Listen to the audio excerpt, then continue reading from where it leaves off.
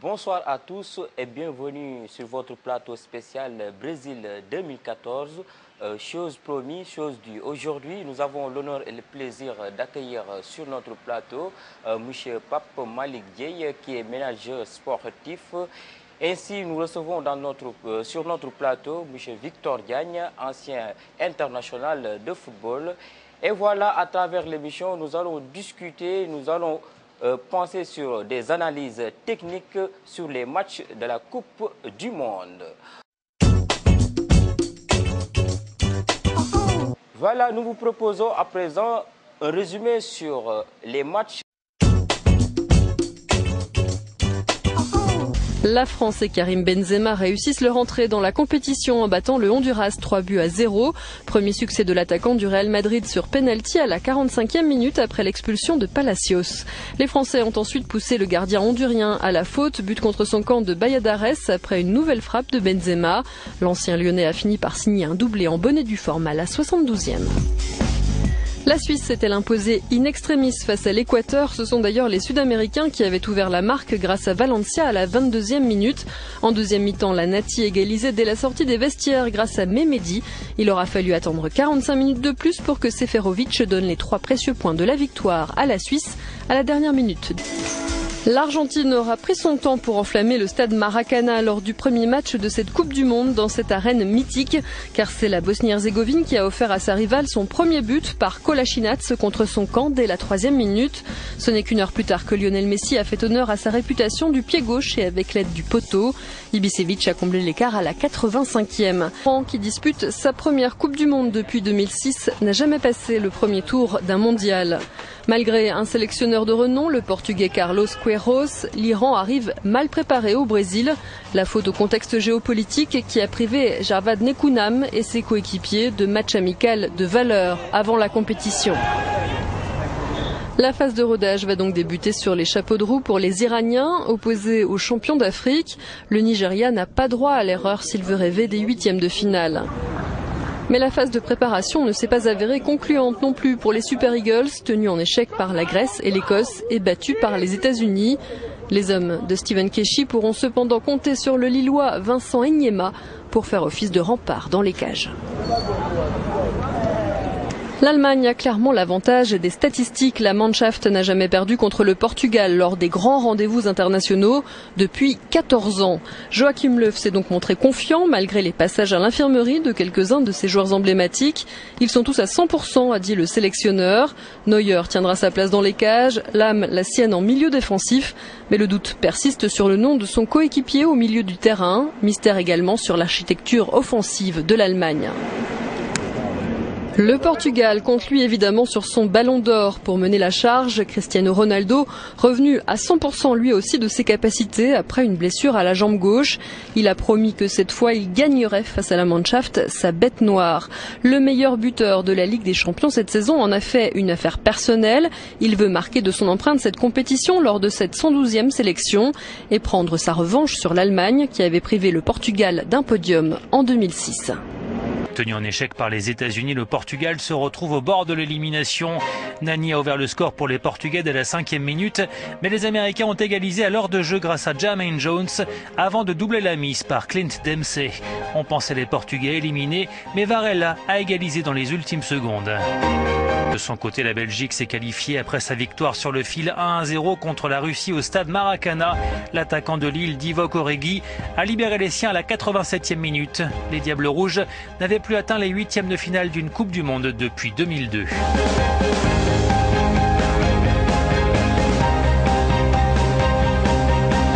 Dans l'autre match du groupe H, l'Algérie a battu la Corée du Sud 4-2. Début de Slimani, Alish et Djabou ont permis au Fennec de mener 3-0 à la mi-temps. Les Coréens ont marqué 2 fois après la pause, mais Brahimi a inscrit un 4e but pour les Algériens. L'Algérie remporte son premier match en Coupe du Monde depuis 32 ans et peut désormais rêver des 8e de finale. Pour passer dans ce groupe D, l'Uruguay devait battre des Italiens à qui un nul suffisait et qui avaient d'ailleurs cadenassé le jeu. Mais après l'expulsion de Marquisio en seconde mi-temps, l'Uruguay pousse, bute plusieurs fois sur un très bon Buffon et finit par trouver la faille à la 81e minute grâce à son défenseur Diego Godin sur corner. Le Costa Rica a lui assuré sa première place dans le groupe D à Belo Horizonte face à une équipe anglaise déjà éliminée et très remaniée. Un nul suffisait aux Sud-Américains. C'est ce qu'ils obtiennent à l'issue d'une rencontre sans le moindre but. L'Amérique du Sud continue de marquer ce début de mondial de son empreinte avec 2 représentants de plus dans le top 16, dont un Costa Rica toujours invaincu. Nouveau doublé de Neymar a permis au Brésil de conclure la phase de poule par une victoire convaincante 4-1 contre le Cameroun. Les Camerounais déjà éliminés ont eu le mérite d'égaliser. Fred et Fernandinho ont aggravé la marque pour la Seleção après la pause.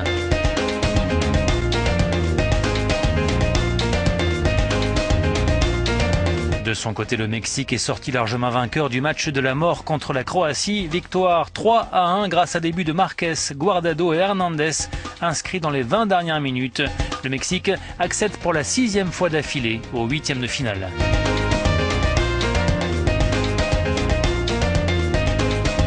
Dans le groupe B, les Pays-Bas ont battu le Chili 2-0 et prennent ainsi la première place de la poule.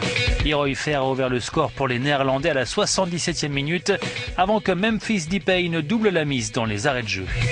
Les Chiliens qui ont joué sans Arturo Vidal ont monopolisé le ballon mais sans parvenir à marquer. Ils prennent la 2e place du groupe. De son côté, l'Espagne a sauvé l'honneur en battant l'Australie 3-0 grâce à des buts de Villa, Torres et Mata. Les 2 équipes étant déjà éliminées, ce match était donc sans enjeu, mais il y avait un peu d'émotion du côté des champions du monde espagnols puisque des joueurs comme Xavi Alonso ou David Villa disputaient sans doute leur dernier match international. Les Pays-Bas terminent en tête de leur poule et affronteront donc le Mexique dimanche en 8e de finale, alors que le Chili sera opposé samedi au Brésil. Après un nul et une défaite, les Grecs emmenés par Fernando Santos n'ont toujours pas inscrit le moindre but dans le tournoi. Ils rêvent d'une première qualification pour les 8e de finale. Un rêve partagé également par les Ivoiriens qui semblent toutefois mieux placés pour se qualifier. Un nul peut en effet suffire à leur bonheur. Problème numéro 1 pour les éléphants, l'état de forme incertain de Kolo et Yaya Touré qui ont perdu leur frère cette semaine. Mêmes interrogations pour Didier Drogba qui a commencé les 2 premiers matchs sur le banc. Thriller à la grecque dans le groupe C à Fortaleza malgré la perte de 2 joueurs sur blessure dont le gardien. Les Grecs ouvrent la marque par Samaris juste avant la mi-temps.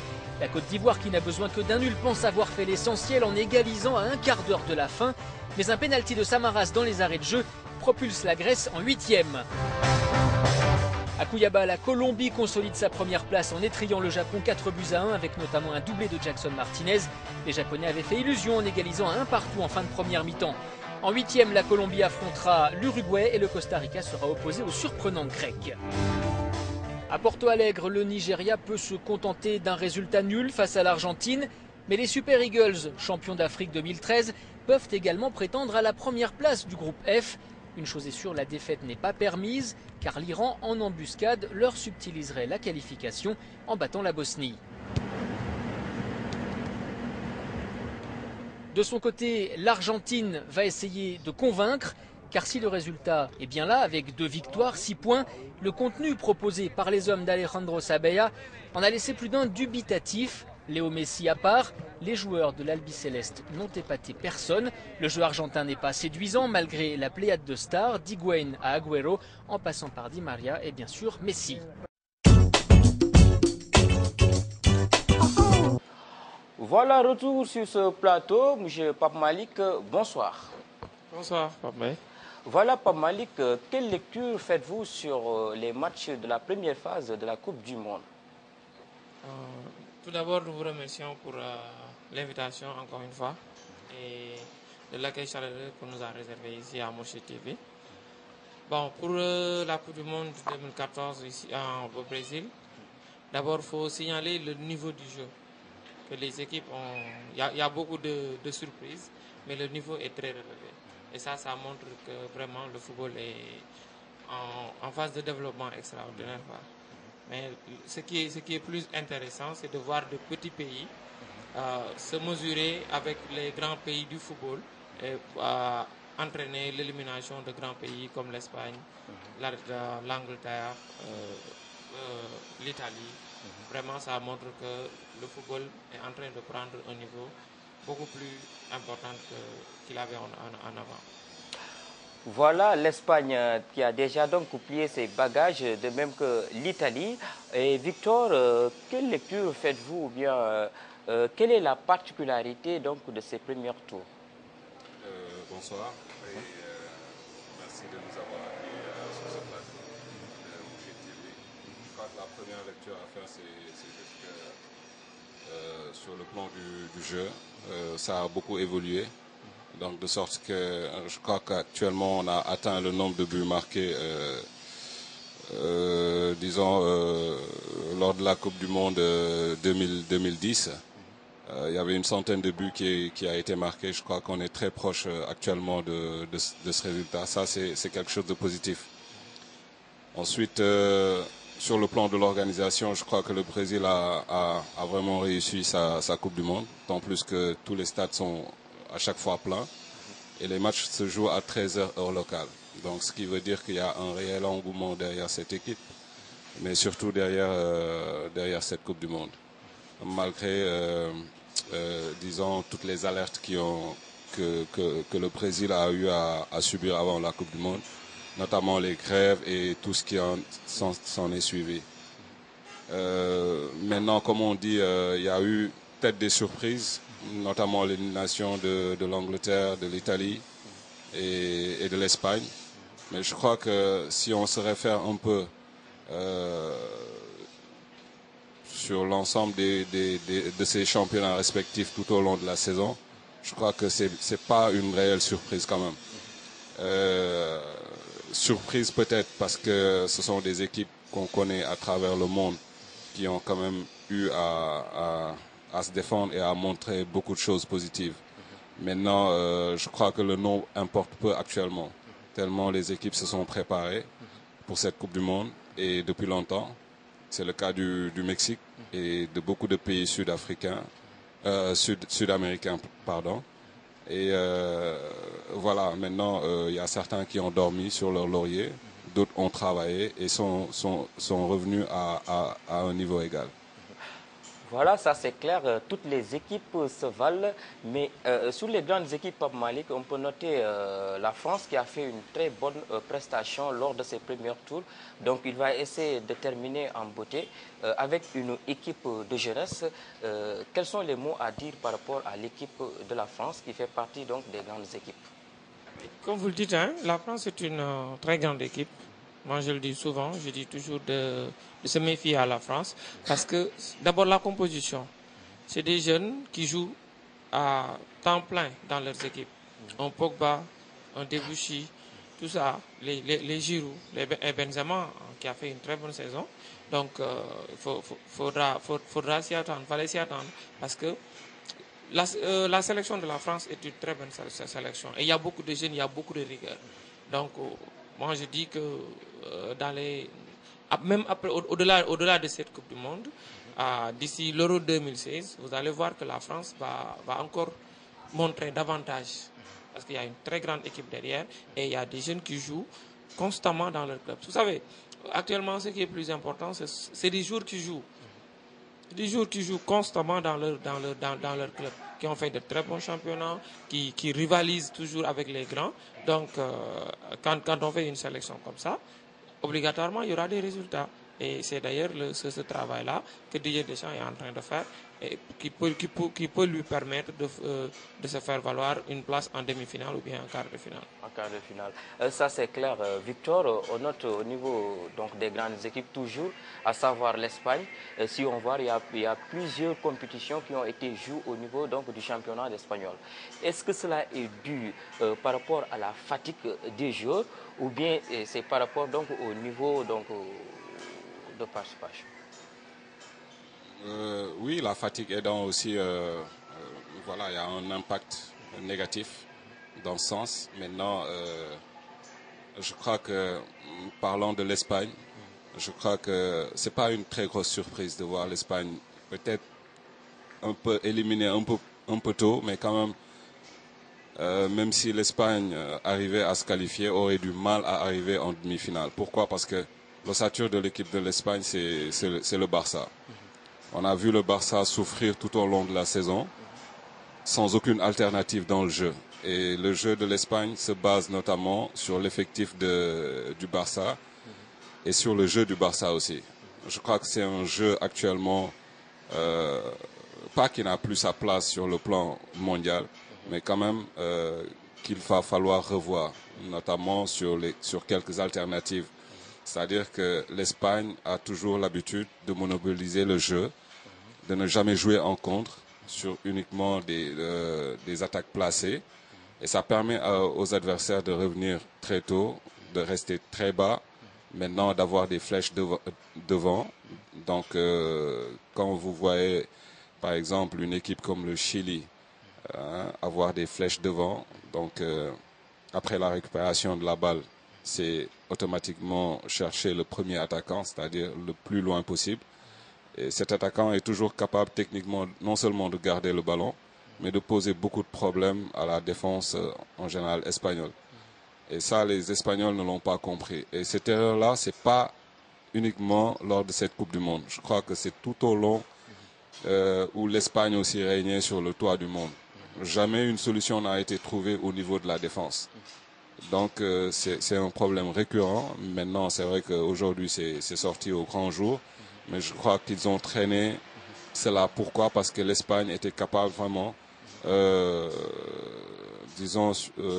d'avoir des joueurs capables de tenir le ballon très haut, ce qui obligeait ses adversaires vraiment de continuer à défendre tout au long du match. Maintenant, les choses ont évolué. Les équipes n'ont plus peur de l'Espagne. Donc, je crois que tactiquement, beaucoup a changé sur les adversaires de l'Espagne, mais aussi l'Espagne aurait dû prévoir cette élimination, notamment en se renforçant sur le plan défensif. Maintenant, pour ce qui est de l'Italie aussi, on a vu les équipes italiennes incapables pratiquement de sortir des phases de poule des Champions League. La seule équipe capable vraiment de surmonter le championnat espagnol, c'est la Juventus. Et quand on parle de la Juventus, c'est pratiquement la défense de la Juve qui joue en équipe nationale. La Juve n'a pas été capable de sortir de sa poule lors de la Champions League. Donc, ce qui fait qu'aujourd'hui, si on part sur le plan mondial, donc ils avaient besoin de beaucoup plus de rigueur. Ils ont un attaquant pratiquement fétiche qui s'appelle, qui joue au Milan AC. Comment? Balotelli. Qui n'a pas été capable de marquer plus de 15 voire 20 buts dans ce championnat. Et cela aussi, ça se voit notamment lors de cette Coupe du Monde. Donc voilà, en somme, toutes les équipes qui ont été éliminées, il y a une cause qui fait que si on a une bonne lecture dans un passé récent, je crois que ce sont des équipes qui n'étaient pas encore prêtes pour cette Coupe du Monde. Ensuite, il y a le facteur climat aussi qui a beaucoup pesé. On a vu une équipe italienne, s'en sortir contre l'Angleterre avec un gros match, mais qui était incapable de multiplier ses efforts après le deuxième match. Donc, ils ont eu un problème de récupération. Et je crois que dans ce genre de compétition, la gestion de groupe, la gestion de la récupération, c'est ça qui fait que les équipes peuvent aller très loin. Voilà, les équipes peuvent aller plus loin. Ça, c'est un grand rendez-vous mondial de la Coupe du Monde. Les pays africains sont représentés. Pape Malick, zoom sur les pays africains. Quelle appréciation faites-vous de ces pays, 5 pays africains donc, qui ont participé à l'équipe, à ces championnats du monde? On s'attendait à une très belle participation des pays africains, notamment avec la Côte d'Ivoire, le Nigeria, le Ghana surtout, et un peu l'Algérie. Le Cameroun, l'élimination, moi, ne m'a pas surpris, parce que ils se sont qualifiés un peu dans le tas. Ça reste, depuis 2010, ça ne marche pas. Ils ont été éliminés à la Coupe du Monde, il y a toujours des querelles. Avant aussi la participation, il y a des querelles d'ordre financier, tout ça. Ça ne va pas avec le foot. Le football, c'est la sérénité. C'est une préparation à long terme. Les pays qui sont qualifiés à la Coupe du Monde, avec sérénité, se sont bien préparés, ont eu des problèmes. Donc si un pays ne se prépare pas correctement, il y a des problèmes en avant, ça se reflète dans le jeu et dans le terrain.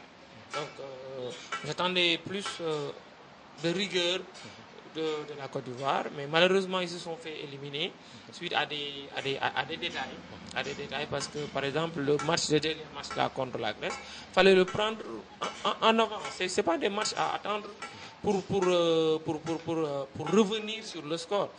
C'est des matchs à prendre en avant parce que là tu dois gagner pour qualifier, pour se rassurer. Donc fallait changer de tactique, appuyer trop sur le ballon, aller en avant et marquer des buts. Mais attendre d'être mené pour revenir au score et ensuite jouer sur des détails, vraiment, se faire éliminer comme ça, on ne s'attendait pas à ça.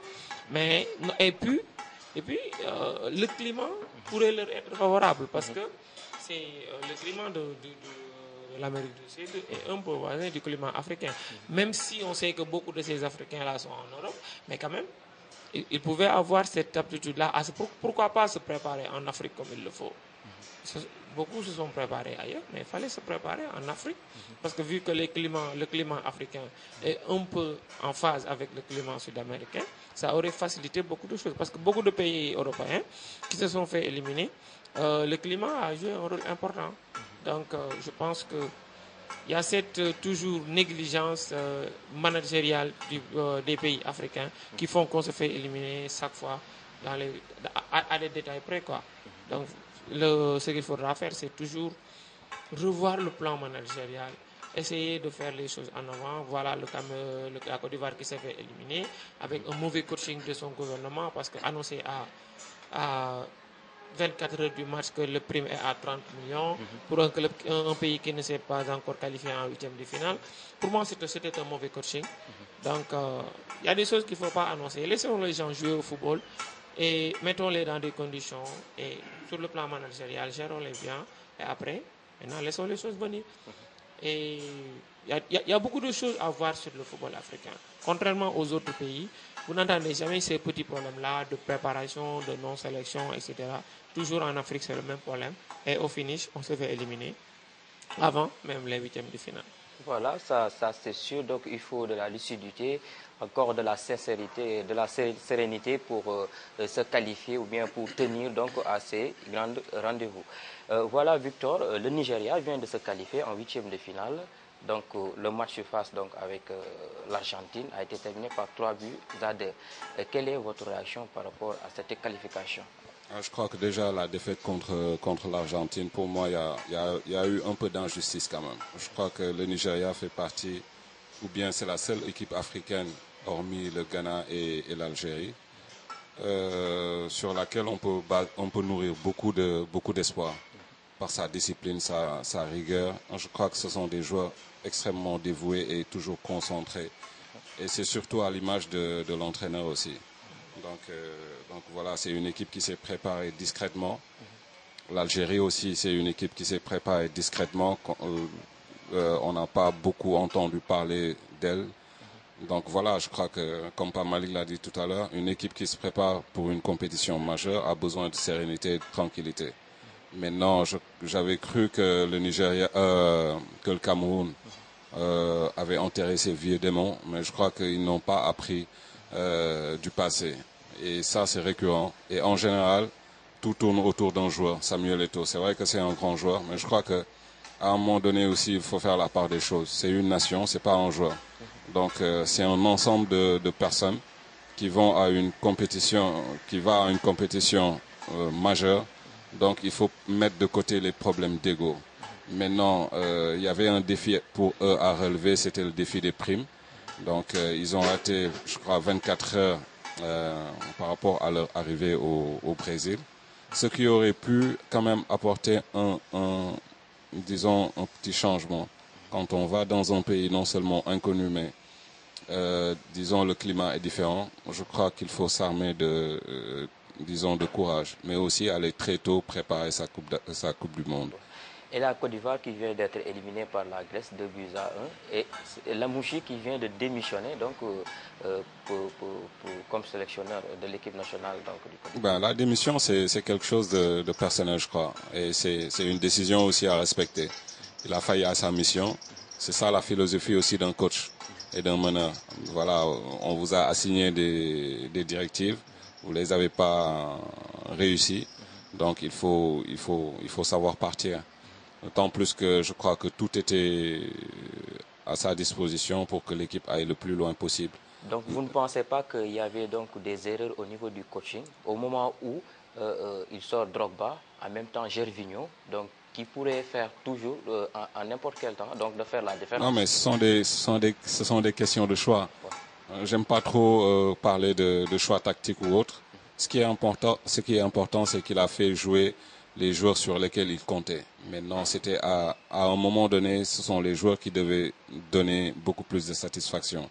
Je crois qu'au moment où Drogba sortait, il y avait largement de l'espace pour que la Côte d'Ivoire mène au score bien avant cela. Ce sont des occasions ratées, donc on revient toujours sur le plan du comportement et de la gestion aussi.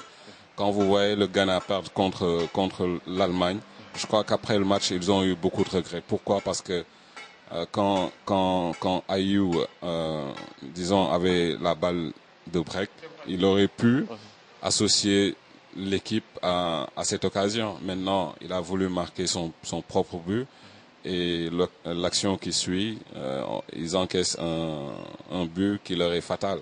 Donc voilà, c'est toujours l'esprit africain. Qu'il fasse 20 ans ou 30 ans en Europe, ça ne change pas. Maintenant, c'est au niveau du comportement qu'il va falloir qu'on revoie tout ça.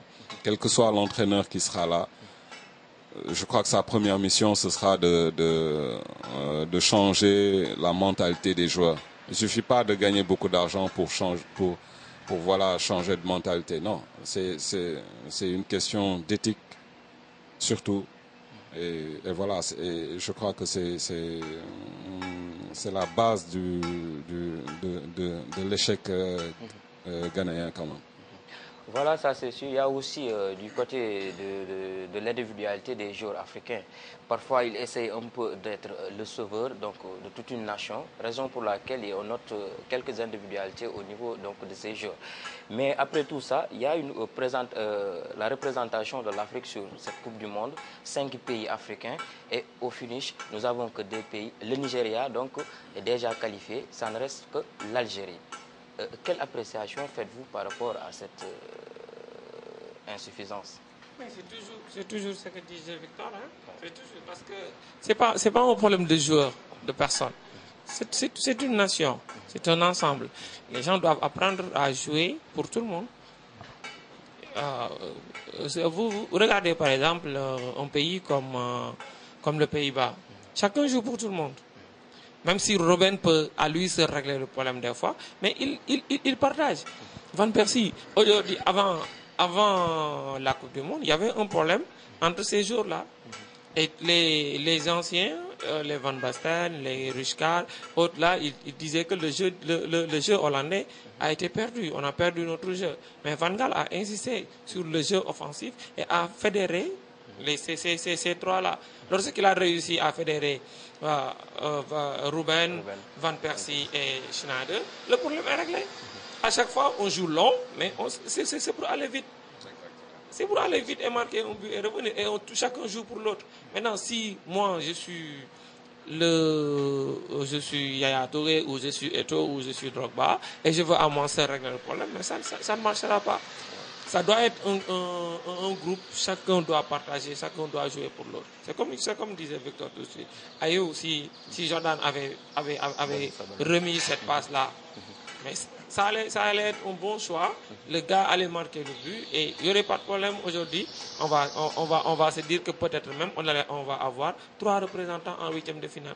Et aujourd'hui, après le Nigeria, on espère peut-être que l'Algérie peut se qualifier parce que les chances du Ghana sont très moindres quand même. Voilà les pays qualifiés pour les 8e de finale du Mondial 2014 et les pays qui sont éliminés par groupe après les derniers matchs des groupes A, B, C et D. Pour le groupe A, il y a le Brésil qui doit rencontrer donc la Chili. Groupe B, il y a Pays-Bas et Mexique qui devront se rencontrer.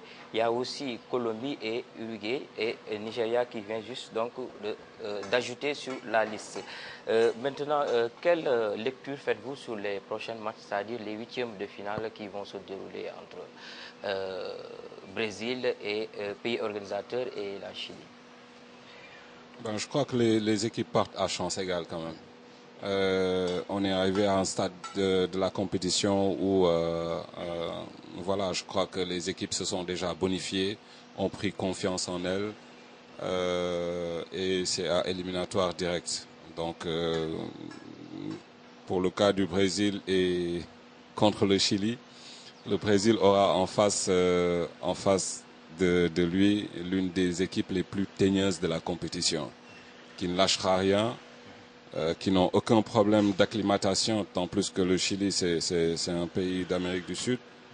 C'est un pays qui compte quoi, environ dans les 3 millions d'habitants, mais qui ont le sang chaud, qui ne lâchent absolument rien, et qui a pris sa confiance aussi au fil de la compétition. Quand on sort une équipe complète comme l'Espagne, c'est sûr qu'à 100%, on est extrêmement motivé pour rencontrer le Brésil qui, jusqu'à présent, n'a pas encore montré son vrai visage. Mais je crois que c'est un peu compréhensible, d'autant plus que quand vous voyez sur l'ensemble des joueurs brésiliens, tous jouent en Europe. Donc, il faut qu'ils s'adaptent aux jeux européens pour continuer à survivre dans cette compétition. Le football samba, je crois que c'est un foot résolu. Résolu pourquoi? Parce que le foot actuellement nécessite beaucoup de vitesse, beaucoup de détermination, beaucoup de concentration, aucune faille. Et ce jeu samba, c'est quelque chose qui, contre le Chili, ne peut pas marcher. Parce que les Chiliens n'ont aucun complexe par rapport aux Brésiliens, qui ont aussi toujours éprouvé des problèmes à jouer contre les équipes sud-américaines. Donc ce sera un match à 50-50. Il faut s'attendre peut-être à une nouvelle surprise. Mais je crois que moi je préfère que le Brésil parte, surtout pour des raisons sociales. Actuellement, si le Brésil venait à être éliminé, je crois que ça va être extrêmement difficile la pilule sera difficile à avaler pour les Brésiliens. Ça c'est sûr. Et Pamalik, quel pronostic faites-vous sur Pays-Bas et Mexique? Si vous me demandez de faire un pronostic sur Pays-Bas, ça pose un problème parce que moi, je suis orange depuis la naissance. Donc, faire un pronostic, je dirais que le Pays-Bas. Je souhaite que le Pays-Bas gagne parce que vraiment, cette année, on a une très grande équipe. Et je voudrais que... Mais faire attention aux Mexicains. Ils sont teignants et ils sont très rigoureux. Et ils sont disciplinés surtout sur le plan jeu. Vous savez, les équipes là sud-américaines, leur force c'est la discipline tactique. Ils sont très disciplinés. Regardez, il y a un joueur qui me plaît bien, j'ai oublié son nom. C'est le latéral gauche de l'Uruguay. Il est tenace. Tu le fais sortir blessé, il revient sur le terrain. Et il respecte les consignes correctement. Et ça c'est très important pour le football actuellement. Ça va être très difficile on dit toujours que les pays, la Coupe du Monde en Amérique latine ne sourit pas aux Européens. Ben, c'est vrai, mais je pense que cette année, la Hollande va faire la différence, même si les pays sud-américains sont très, très, très forts. Mais ça va être difficile quand même. La chance de la Hollande, c'est que ils ont su amener de l'alternative dans leur jeu. C'est-à-dire la Hollande, c'était quoi? C'était le 3-5-1, 3-5-2. Maintenant, avec Van Gaal, qui est revenu dans un système qu'on ne connaissait pas, disons, au niveau de la Hollande, c'est-à-dire le 4-4-2. Donc, il a su amener une certaine alternative. Et ça, c'est quelque chose de très positif. C'est-à-dire qu'il a des joueurs qui ont... Au début, il a été critiqué par sa façon de jouer, parce que la Hollande ne connaissait pas ça. La Hollande connaissait une défense à 3, 5 milieux, donc des arrières latéraux extrêmement offensifs. Maintenant, il a réussi à changer ça et à bâtir une équipe extrêmement solide avec des flèches devant. Et ça aussi, c'est bénéfique dans un match. Donc, dans n'importe quelle situation de l'adversaire ou dans n'importe quelle situation de jeu, ce sont des joueurs capables, sur 2 ou 3 minutes, de changer la donne par leur positionnement. Et ça aussi, c'est une très bonne chose. Et l'Uruguay qui a éliminé l'Italie, qui croise la Colombie, quelles sont les chances donc des Uruguayens? Je crois que l'Uruguay déjà peut-être pas un peu moins favori. Pourquoi? Parce que on ne sait pas le cas